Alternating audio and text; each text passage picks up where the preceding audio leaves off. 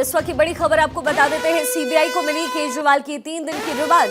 Rouse Avenue court ने बड़ा फैसला सुनाया है। सीबीआई ने 5 दिन की रिमांड मांगी थी, लेकिन 3 दिन की रिमांड राउज एवेन्यू कोर्ट की तरफ से सीबीआई की टीम को दी गई है। और अब जितने भी आरोप सीबीआई द्वारा लगाए जा रहे हैं अरविंद केजरीवाल पर, इसको लेकर के तथ्य सीबीआई पेश करेगा। और ये भी कहा है सीबीआई की तरफ से, ये भी कहा गया कि आमने सामने आरोपियों को बिठाकर पूछताछ होगी। सुमित कुमार मेरे सहयोगी कनेक्टेड हैं। सुमित, अपनी बात पूरी कीजिएगा, क्योंकि आपसे मैंने सवाल किया कि इस बार जाहिर है सीबीआई की तरफ से होमवर्क पूरा होगा, और क्योंकि ईडी की तरफ से और ईडी के मामले में जैसे ही जमानत की बात सामने आई, वैसे ही सीबीआई अरविंद केजरीवाल को तिहाड़ से गिरफ्तार करती है। यानी सीबीआई इस बार चार्जेस लगाने के लिए पूरी तरीके से तैयार होगी। जी बिल्कुल, देखिए इस पूरे केस में अगर बात की जाए तो सीबीआई ने 5 दिनों की रिमांड मांगी थी, और सबसे अहम बात यहाँ सीबीआई के वकील ने कोर्ट से कहा था कि हमें जो रिमांड की ज़रूरत है, जो कस्टडी में केजरीवाल से पूछताछ करने की जो ज़रूरत है, उसकी 2 बड़ी वजह है। पहला ये कि तमाम कड़ियों को जोड़ना है, और दूसरा ये कि हमारे पास जो तमाम दस्तावेज हैं उनसे केजरीवाल का आमना सामना कराना है। इस पर जो वेकेशन जज अमिताभ रावत थे, उन्होंने सीबीआई से सवाल किया कि क्या इन जो आप पूछताछ करना चाहते हैं और आमना सामना कराना चाहते हैं, तो क्या सिर्फ दस्तावेज हैं या फिर गवाहों या फिर अन्य आरोपियों से भी आमना सामना कराएंगे। इस पर सीबीआई का जवाब था कि दोनों से हमें आमना सामना कराना है। तो इन 3 दिनों की जो पूछताछ है उसमें तमाम जो दस्तावेज अब तक इस पूरे केस से जो जुड़े दस्तावेज हैं, उससे आमना सामना सीबीआई केजरीवाल का कराएगी। कई गवाहों से भी जो है एक तरह से आमना सामना केजरीवाल का होगा, और 3 दिनों तक जो है लगातार पूछताछ सिखा इस पूरे केस में सीबीआई करेगी और यहां कड़ी जोड़ने की कोशिश करेगी। और सबसे अहम बात है कि 29 जून तक अब केजरीवाल जो हैं वो सीबीआई की हेडक्वार्टर में ही रहेंगे, यानी कि उनसे सीबीआई की हिरासत में 29 जून तक रहेंगे। 29 जून को एक बार फिर से सीबीआई राउज एवेन्यू कोर्ट में केजरीवाल को पेश करेगी। जहां तक आज पूरे केस की अगर बात की जाए तो आज ही राउज एवेन्यू कोर्ट में ही सीबीआई ने औपचारिक तौर पर केजरीवाल को गिरफ्तार किया, और यहां तक सीबीआई का कहना था कि इस पूरे केस में वो पहले भी गिरफ्तार करना चाहती थी, लेकिन जब अंतरिम जमानत पर सुप्रीम कोर्ट सुनवाई कर रहा था तो कहीं ना कहीं सीबीआई ने गिरफ्तारी नहीं की गई। तो सीबीआई का यहाँ सीधे तौर पर कहना है कि पहले भी गिरफ्तार करना जो है वो सीबीआई चाहती थी, चूंकि अंतरिम जमानत जो है वो सुप्रीम कोर्ट में केजरीवाल की पेंडिंग थी। इस लिहाज से चुनावी कैंपेन के दौरान जो है वो सीबीआई ने गिरफ्तार नहीं किया।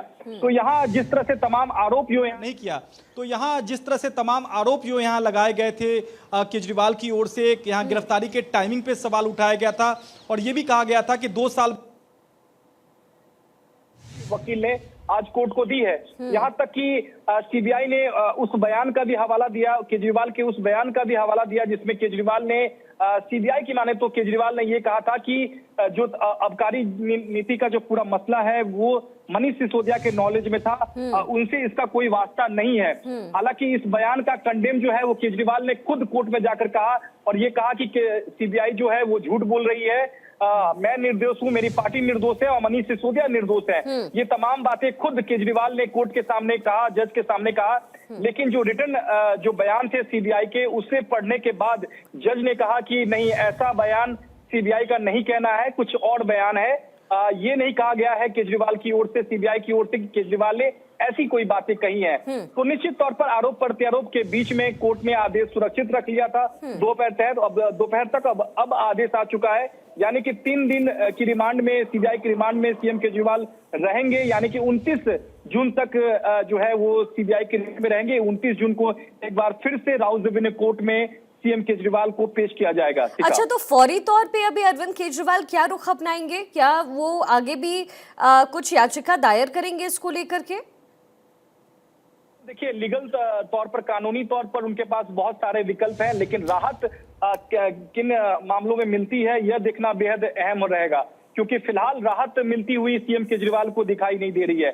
क्योंकि आज ही सुप्रीम कोर्ट से उन्होंने अपनी याचिका को वापस ले लिया, ये कहते हुए कि दिल्ली हाई कोर्ट का जो कल का आदेश है उस आदेश को अब हम नए सिरे से चैलेंज करेंगे। सुप्रीम कोर्ट ने बाकायदा उनको याचिका वापस लेने की इजाजत भी दी गई।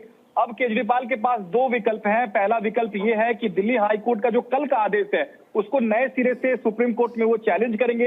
ये तो अलग हो गया ईडी का मसला। अब सबसे अहम बात सीखा यहाँ ये आता है कि जो गिरफ्तारी हुई है सीबीआई की ओर से, उस गिरफ्तारी को भी CM Kejriwal Delhi high court में चैलेंज कर सकते हैं। अगर वो सुप्रीम कोर्ट सीधे जाएंगे तो फिर सुप्रीम कोर्ट कहेगा कि आप पहले हाई कोर्ट जाइए।